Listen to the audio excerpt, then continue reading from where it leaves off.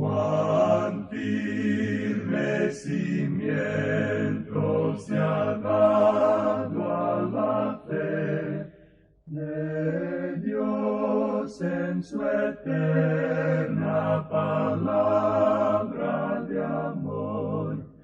Con el propósito de compartir con usted las inmutables verdades de la palabra de Dios, presentamos A través de la Biblia, un estudio detallado y sistemático de toda la Biblia que le ayudará a conocer lo que Dios ha revelado para nuestro provecho espiritual. Estos estudios bíblicos fueron diseñados y elaborados por el Dr. J. Vernon McGee, versado maestro de la Biblia, quien dedicó la mayor parte de su vida a la enseñanza clara y sencilla de la palabra de Dios. Acompáñenos, pues, mientras avanzamos en nuestro recorrido a través de la Biblia. Cuán firme cimiento la palabra de Dios. Es un gozo estar nuevamente con usted, amigo oyente, para traerle otro estudio de la serie A través de la Biblia. En este día, amigo oyente, llegamos al libro de la profecía de Ezequiel, y hay varias cosas que deseamos mencionar a manera de introducción en cuanto a este libro. Esperamos que esto nos oriente en este libro de Ezequiel y en el período del cual sabemos vivió este profeta. En primer lugar, debemos decir que Ezequiel era un sacerdote. Eso se nos dice en el versículo 3 del primer capítulo. Sin embargo, él nunca llegó a ocupar ese cargo.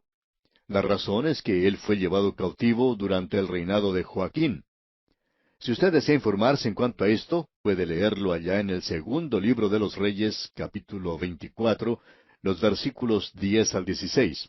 Voy a repetir la cita para si usted desea leerlo. Es en el segundo libro de los Reyes, capítulo 24, versículos 10 al 16.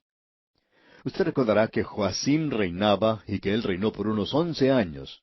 Él era el rey cuando tuvo lugar la primera deportación y Daniel fue llevado en esa ocasión. Y luego Joaquín llegó al trono y él lo ocupó solamente por unos 3 meses. Y entonces, alrededor del año 597 a.C., ocurrió la segunda deportación, y durante esa deportación fue cuando Ezequiel fue llevado prisionero.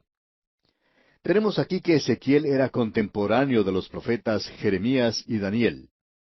Jeremías era ya un hombre anciano en esta ocasión, y él, como usted recuerda, cuando era joven, había sido amigo del rey Josías. Por tanto, podemos darnos cuenta que él vivió mucho tiempo. Él había permanecido con el remanente en su tierra. Luego fue llevado a Egipto, así es que su ministerio se limitó al remanente que había ido a Egipto y que lo había llevado a él. Pues bien, Daniel fue llevado a la corte del rey de Babilonia y había llegado a ser su primer ministro, o podría ser lo que en realidad hoy se llama en algunos países el secretario de Estado. Ahora Ezequiel se encontraba con los cautivos y había sido llevado al río de Babilonia. En realidad él había sido llevado a ese gran canal que se encuentra cerca del río Éufrates. Allí fueron ubicados los cautivos. Esto quedaba a varios kilómetros de distancia de la misma Babilonia, y el ministerio de Ezequiel fue con estos prisioneros. Creemos que es interesante notar algo aquí que deseamos comentar por unos momentos, y es lo siguiente.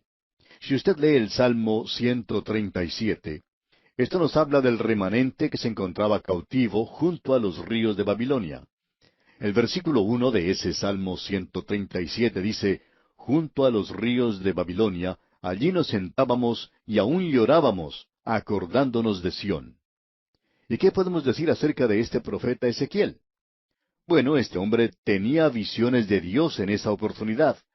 Él nos dice en el primer versículo del libro que lleva su nombre lo siguiente. Aconteció en el año 30, en el mes cuarto, a los 5 días del mes, que estando yo en medio de los cautivos junto al río Quebar, los cielos se abrieron y vi visiones de Dios.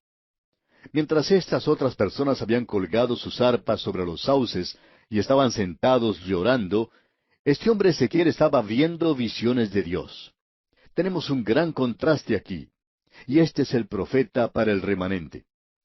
Ahora no tenemos ninguna información en cuanto a esto, pero suponemos, por lo que podemos observar, que estos hombres, Daniel, Jeremías y Ezequiel, aun cuando los tres eran profetas, Cada uno de ellos tenía un ministerio particular y peculiar para cierta gente, y ellos nunca se reunieron el uno con el otro. Siempre nos hemos preguntado, ¿por qué Daniel nunca fue a visitar a su pueblo? Leyendo el libro de Daniel, uno nunca se da cuenta de eso, y aún así él tenía mucho interés en su pueblo, él los defendía. Pero entonces nos preguntamos, ¿se conocieron Daniel y Jeremías? Bueno, sabemos al leer el libro de Daniel que él tenía conocimiento de las profecías de Jeremías, y nos imaginamos que quizá como muchacho joven, un muchachito en realidad, un adolescente, que él probablemente habría escuchado a Jeremías en Jerusalén. Probablemente Ezequiel era joven cuando él fue llevado a la cautividad, quizá tendría unos 30 años de edad. Por supuesto que en el día de hoy se dice que cuando uno tiene 30 años de edad, pues que ya es una persona vieja. Sin embargo, esta había sido su experiencia. Deseamos hacer un contraste con estos tres profetas ahora, y esto es lo que tendríamos. El mensaje de Ezequiel es el más espiritual de todos los profetas, porque él trató con la persona de Dios. Alguien lo ha expresado de la siguiente manera: Ezequiel es el profeta del Espíritu, Isaías es el profeta del Hijo, y Jeremías es el profeta del Padre. Y aquí tenemos al Padre, al Hijo y al Espíritu Santo. Durante los primeros años de la cautividad, los profetas falsos estaban aún diciendo a la gente que ellos iban a regresar a Jerusalén y que la ciudad no iba a ser destruida. Como usted se da cuenta, no fue destruida en la segunda deportación. No fue sino hasta el año 587 o 586 antes de Cristo que Nabucodonosor fue por tercera vez, y en esa ocasión él quemó y destruyó la ciudad. De modo que en ese período de aproximadamente 10 años, uno encuentra que estos falsos profetas estaban diciendo que la gente regresaría a Jerusalén y que ésta no sería destruida.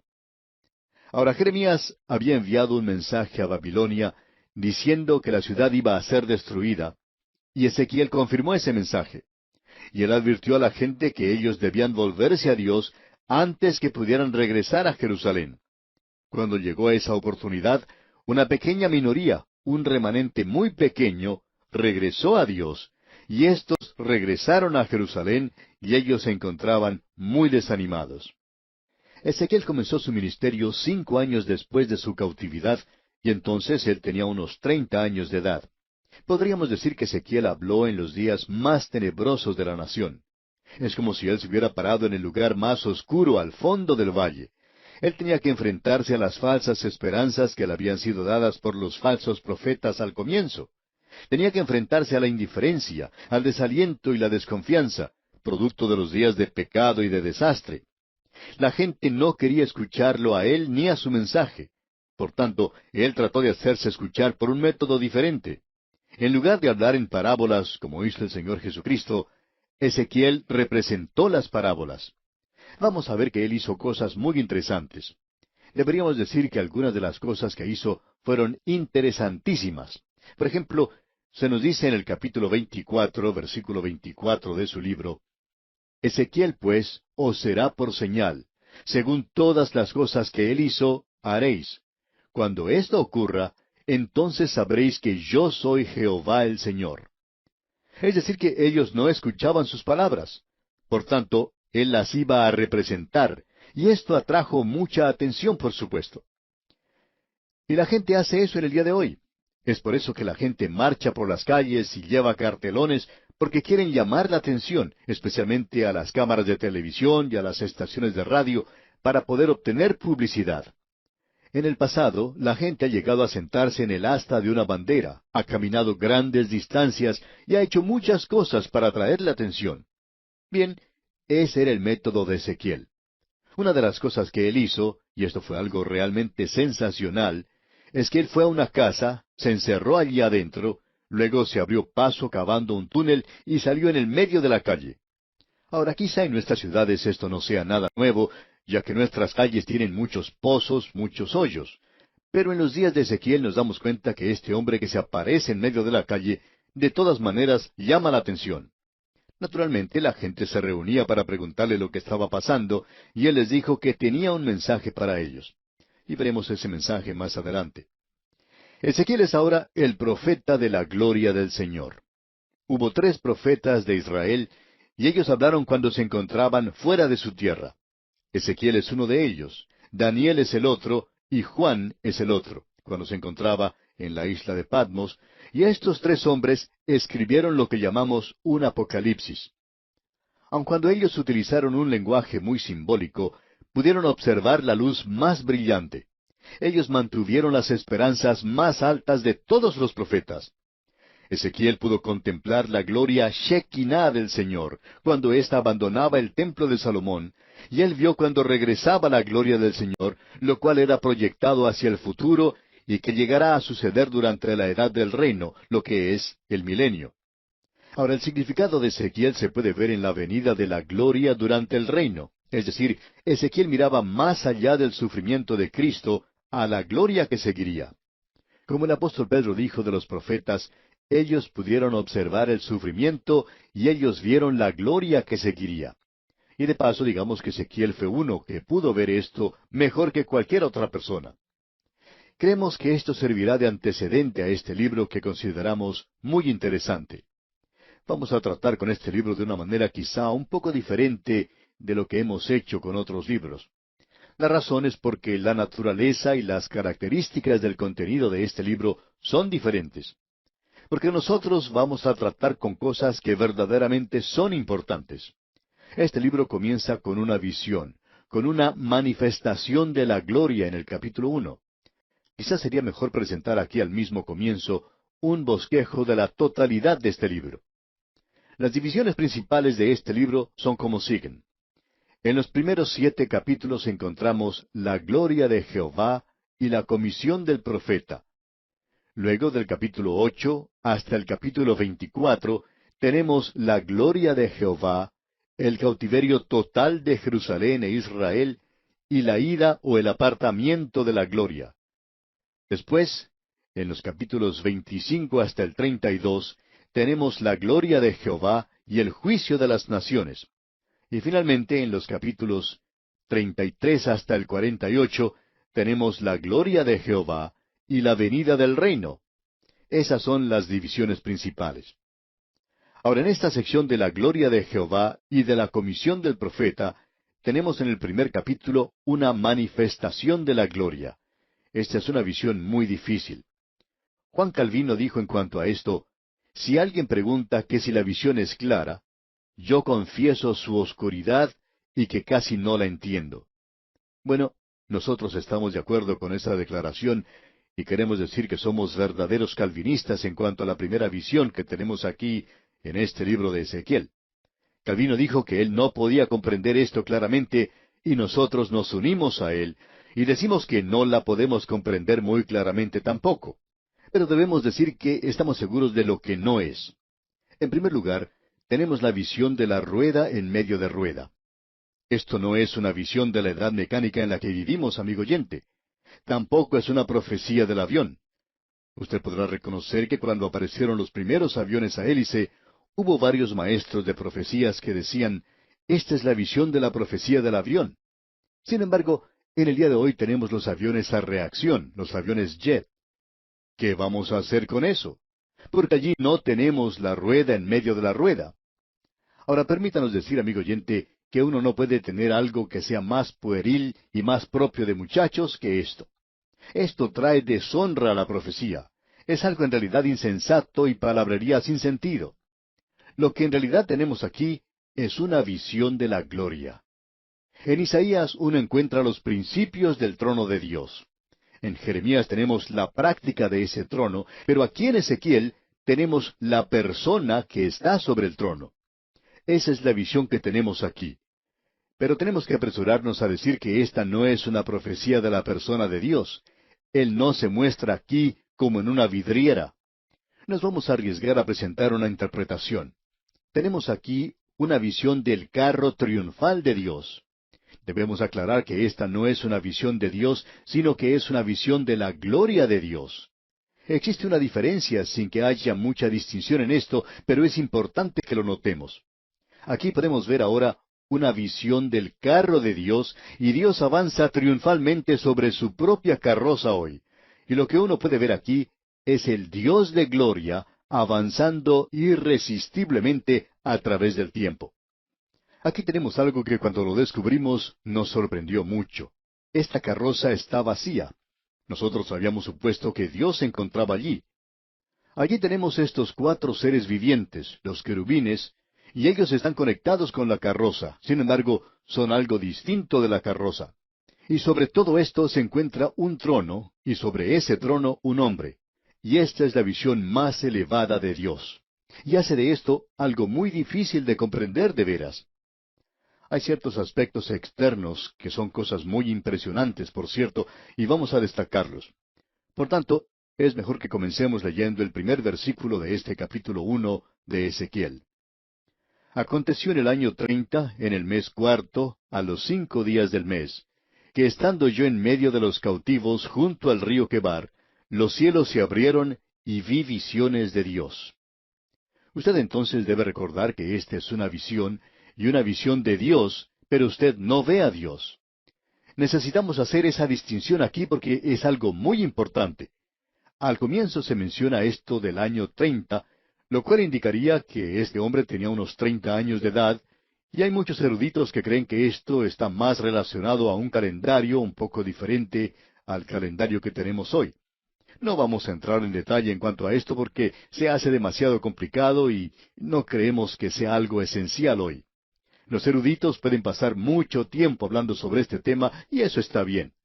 Así es que vamos a dejar que ellos pasen su tiempo en esto, pero nosotros no lo vamos a hacer.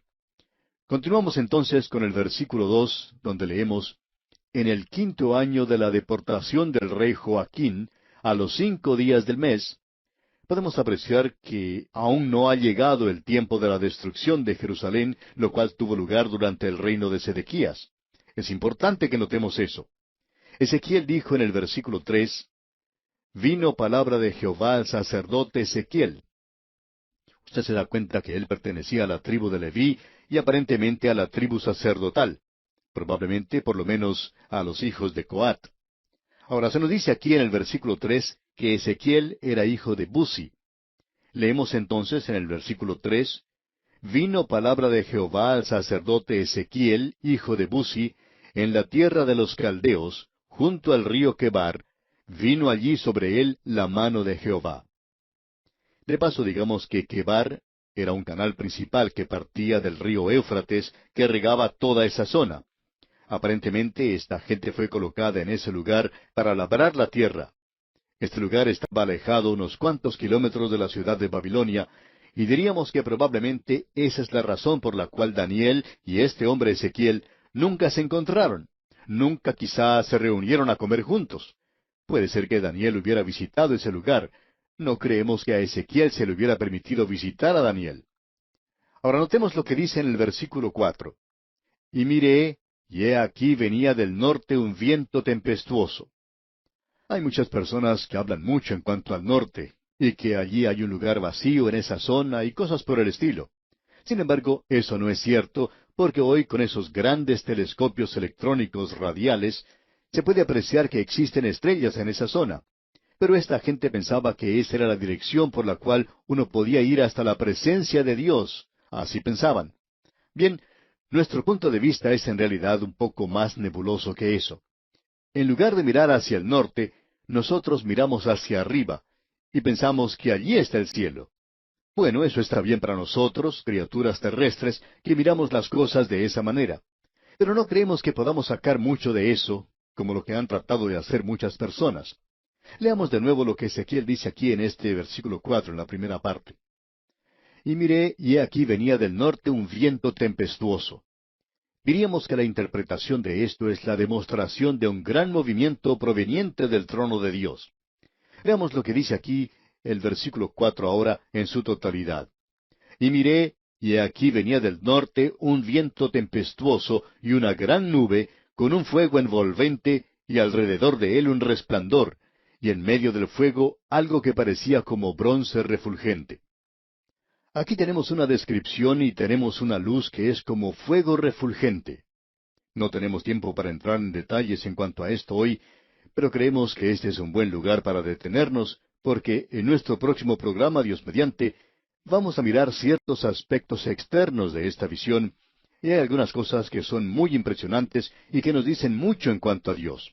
Veremos esto, como acabamos de decir, en nuestro próximo programa. Les sugerimos leer el resto de este capítulo 1 de Ezequiel para estar mejor informado de lo que consideraremos en nuestro próximo programa.